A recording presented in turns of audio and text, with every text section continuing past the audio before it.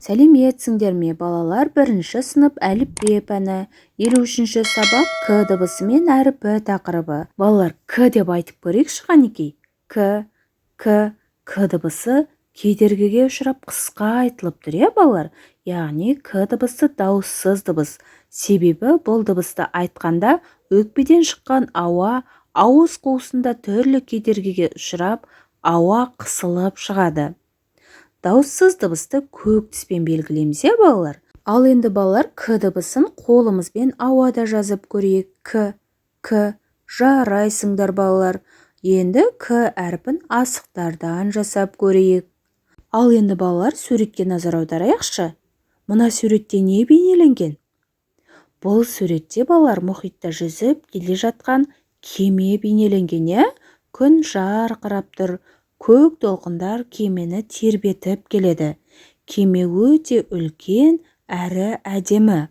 Ол адамдарды алыс сапарға апарады. Балалар, кеме деген сөзде сөздің басында К дыбысы кездесіп тұр, ал кеме деген сөз неше буынға бөлінеді екен? Кеме 2 буынға бөлінеді, балалар, себебі сөз құрамында 2 дауысты дыбыс бар. Ал енді балалар, қарамен жазылған сөздерді оқимыз.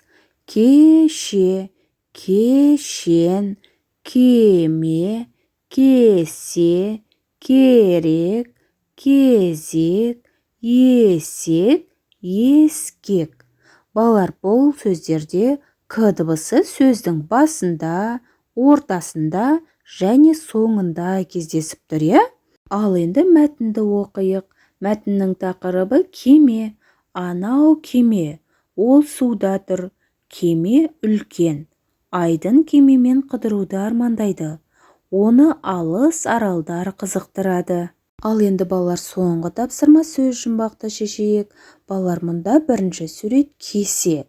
Кесе деген сөзден кейін 2 үтір тұр, балалар? Яғни кесе деген сөздің соңындағы 2 әріпті алып тастаймыз. Сонда се деген әріпті алып тастаймыз, Келесі сурет өрік. Өріктің алдында үтір тұр, балалар? Яғни өрік сөзіндегі алғашқы әріпін алып тастаймыз. Сонда керік деген сөз шықты, балалар?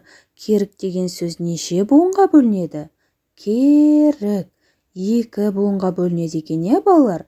Керік деген сөзде К дыбысы сөздің басында және соңында кездесіп тұр, балалар? Мінекей балалар, осымен бүгінгі сабағымыз аяқталды. Сендерге барлық тапсырмалар түсінікті болды деген ойдамын. Балалар, келесі жаңа сабақты жіберіп алмау үшін каналға тіркеліп қоңырауша белгісін басуды ұмытпаңдар. Келесі жаңа сабақта кездескенше сау болыңдар.